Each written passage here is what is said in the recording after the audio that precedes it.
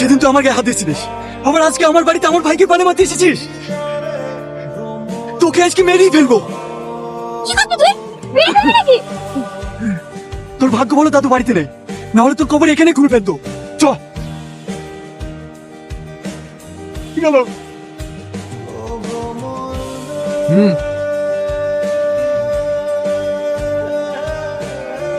এত সাহস জমিদার বাড়িতে এসে জমিদারের লোককে মেরে চলে যাবি? এই গ্রামে তোর আর কোনো জায়গা নাই, তুই আজই গ্রাম ছেড়ে চলে যাবি। তোর এই মুখ যেন আমি আর দ্বিতীয়বার না দেখি। আপনি এরকম করবেন না জমিদার বাবু, আমাদের একটাই ছেলে, এই গ্রামে কোথায় থাকবে? ও আর কিছু হয়ে গেলে আমরা বাঁচবো না। ও আর কোনো দোষ নাই, বাপ মায়ের শাসন না থাকলে ছেলে পিলের তো এই অবস্থা হবে।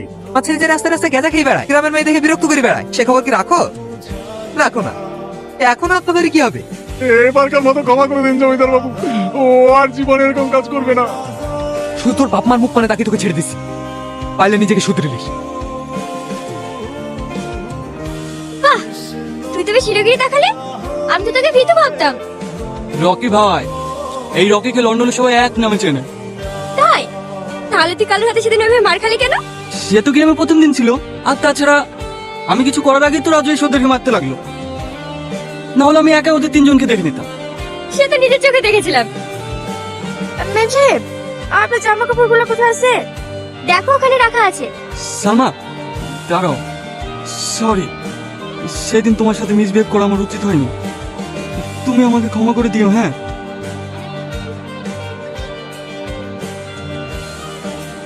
বাহ, আমার ভাইটা তো এখন ক্ষমা চাইতে শিখে নিয়েছে দেখছি।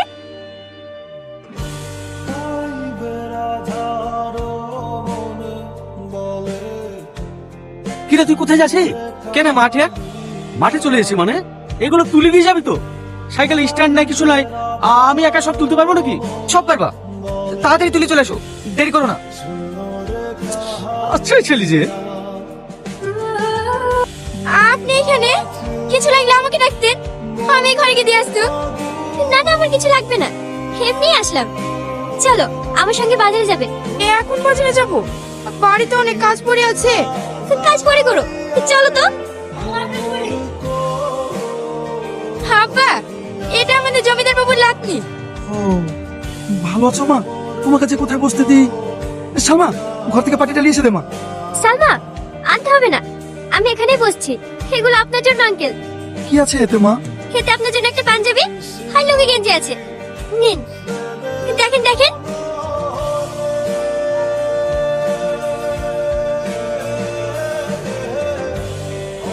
আমি তোমার জন্য অনেক দোয়া করি মা, তুমি যেন সারা জীবন সুখে থাকো। রাজু, দেখ আমাদের লেগে কত বাজার ফেলে এসছে। দয়া দেখাতে এসছেন এখানে? আমরা গরিব বলে কি আমাদেরকে ভিখারি ভাবেন? ভাই, তুই ভুল ভাবছি।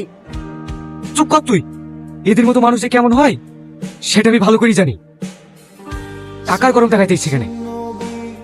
আপনাদের বাড়িতে কাজ করি বলি নিজের মাথা বিক্রি করে দিনি।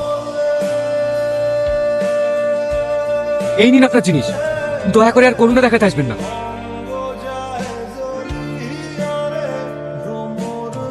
ভাই, তুই ফালতু ফালতু ম্যাম সাহেবকে অপমান করলি। সেদিন নয় ভুল করে তোকে একজন মেরেই দিয়েছিল, কিন্তু বিশ্বাস কর, ম্যাম সাহেবের মনটা সত্যিই অনেক ভালো। বাপরে, মানুষ চিনতে চিনতে আমার 40টা বছর কেটে গেল। মেয়েটার চোখের দিকে তাকিয়ে আমি বুঝতে পেরেছি এটার মধ্যে কোনো অহংকার নেই।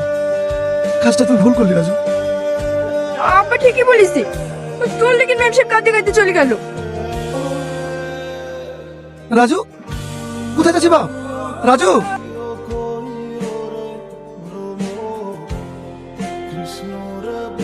সরি, আমার আপনার সঙ্গে এরকম ব্যবহার করাটা ঠিক হয়নি। না না, তুমি ঠিকই বলেছ।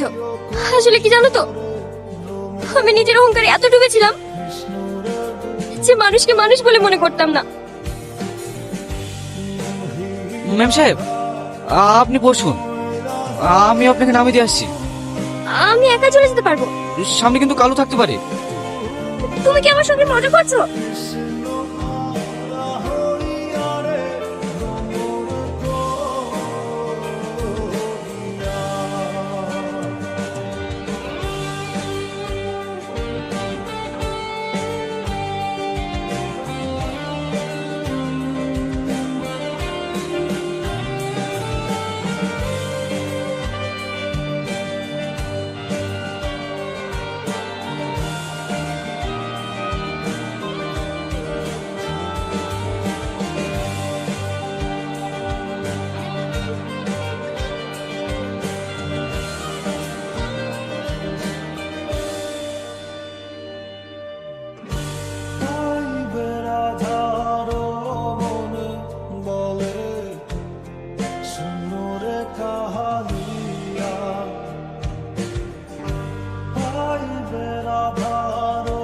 সাহস কি করে হয় আমার বাড়িতে থেকে আমার খাই আমার নাতনির দিকে নজর দিয়া?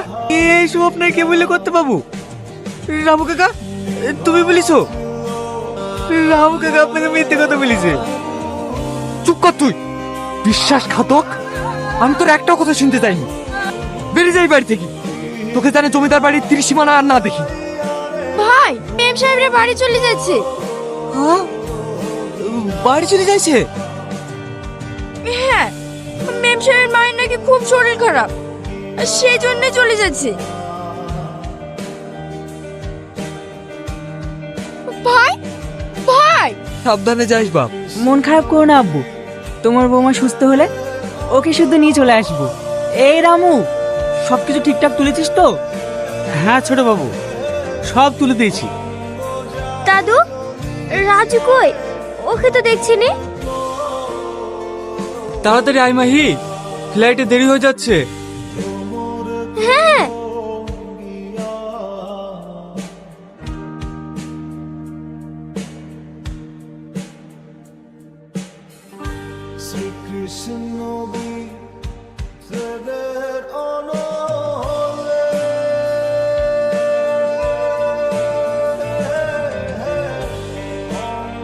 ড্রাইভার, গাড়ি থামাও।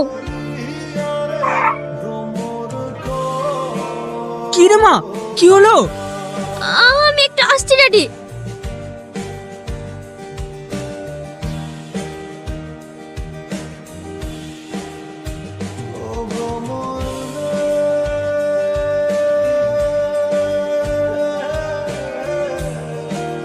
কিছু বলবে না? সাবধানে যেও। আর কিছু বলবে না? আবার কি বলবো? তাড়াতাড়ি আয় মাহি।